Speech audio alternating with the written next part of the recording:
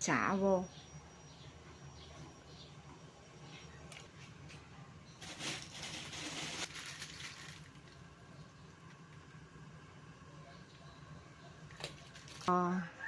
Luộc nãy giờ khoảng 20 phút rồi đó cả nhà. Đây là xương giò sau khi mình rửa xong cho nó thơm nước.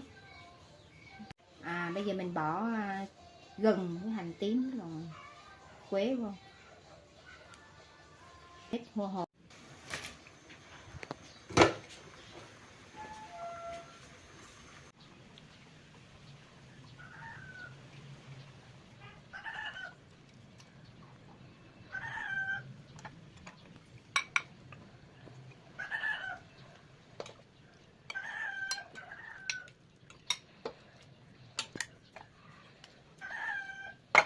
Rồi, mời cả nhà cùng ăn.